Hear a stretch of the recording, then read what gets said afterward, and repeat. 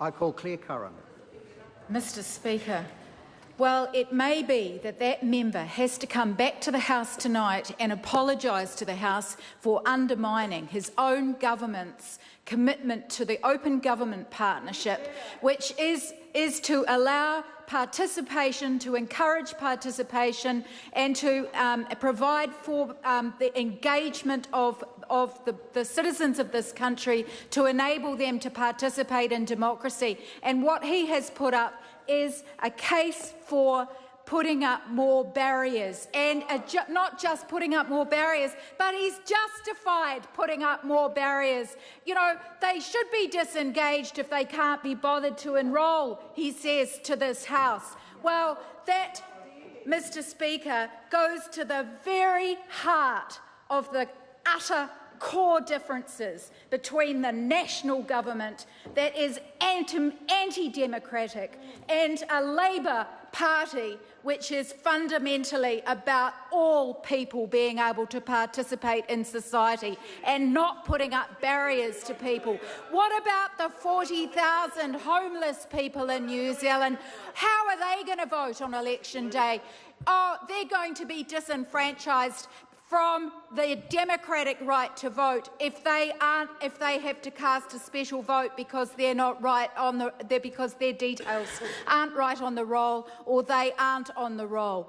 That is what we are discussing in this House today, Mr Speaker, is that this is a democratic bill that Meka Whaitiri has put up, and she's put it up to try to correct an utter anti-democratic act by this government in blocking, enabling more people in New Zealand to be able to participate in the New Zealand elections. And yet they are signatories to the Open Government Partnership, which absolutely puts in black and white that a government that is a signatory has to provide better means for people to participate in their democracy. So that is why that member needs to come back to the House and apologise before the night is out, because he has fundamentally gone against that. And for his edification, the Act that was recently passed was the Broadcasting Election Programs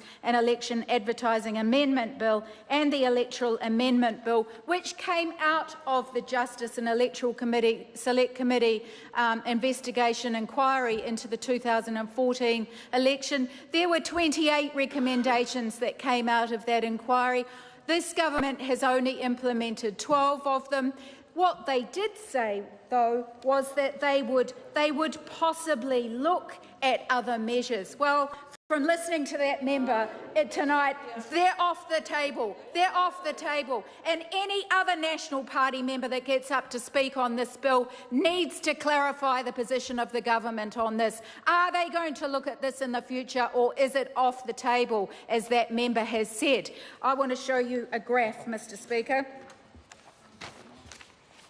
I'm sure the members, the people of New Zealand watching this at home can see the blue parts of this graph. The blue parts of this graph, which go back to 2005, and the circled bit here is 2014. That is the number of people who were disenfranchised at the last election, 27,000 people on election day who turned up to vote, weren't on the roll, cast a special vote. Their special votes weren't counted in the election, either because they weren't on the electoral roll or because there were details that were different from the votes cast and from the details that they had previously provided.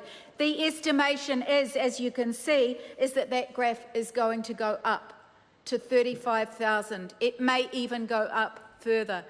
This is the party for participation. That is the party for exclusion. This is the party for all of us. That is the party for a few. This is the party for an enfranchisement and enablement. That is the party for disenfranchisement.